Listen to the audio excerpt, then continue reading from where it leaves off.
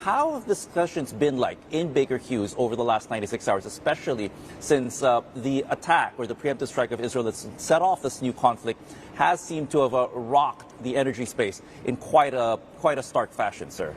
Well, it's great to be with you, and as you say, the last 96 hours have been very fluid.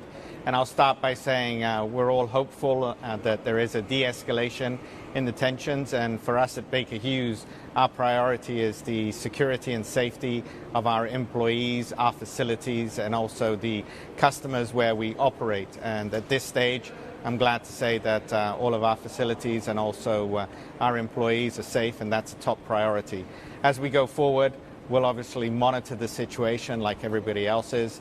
It is moving very quickly, and we're going to anticipate the aspect of what's next. And with that in mind, it's going to be a consideration for how project activities take place.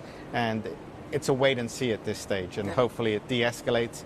But clearly it is an important area when it comes to oil and gas and the supply of oil and gas to the world, and also the routes that are included. Right, and before the preemptive strike, actually, we did see that Brent crude futures were languishing below $70 a barrel, and the forecast was that it would continue to remain sluggish until the preemptive strike actually happened. How do you think volatility in this space will look like, given the fact that you've had decades, if not centuries, of actually looking at oil and gas at the moment? How is this going to affect volatility in oil and gas for the near future, sir?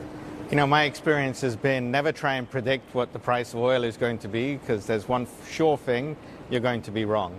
And we're looking at the long-term aspects of what's going to happen to demand and supply. With regards to the current situation, obviously with the tensions in the region and the conflict, you've seen an increase in the price of Brent, which likewise drives also WTI. And it was previously lower because of the OPEC increase in production and people anticipating that there would be an oversupply in the marketplace, and that's what's driven some of the lower pricing previously. As we go forward, it's all an aspect of supply and demand and what happens, and the price will be accordingly corrected over time. So we don't look at any short-term aspect or any day-to-day.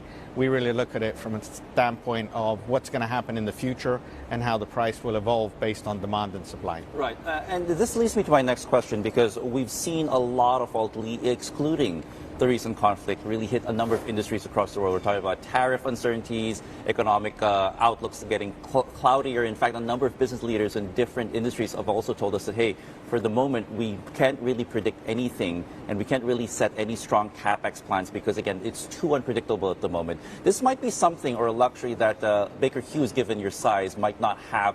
How is this influencing now your capex strategies, and given the fact that you have a lot of these big projects around the world, from the conflict that just happened over the last 96 hours to the prevailing economic uncertainty we've seen unleashed over the last couple of months, sir? I think just if I look at my tenure, we've been through a number of events that have created the aspect of change as a constant, and you've got to be agile, and you also have to be flexible. And at Baker Hughes, we look at a strategy that is very much a final destination of where we're going from the creation of a lower carbon economy. And with that, we make the investment decisions that are needed for the long term, and we adjust on the short-term basis with discretionary spending and discretionary capex as we need to. But if we look at our investments on technology, we look at where we're headed from the new products and services that we need to introduce, such as new equipment on the industrial gas turbines, or new services within oilfield services from productivity of extraction. We maintain those, and very much I think it's necessary as an energy technology company that we do that, so that we match the requirement for sustainable, affordable, and secure energy supply in the future.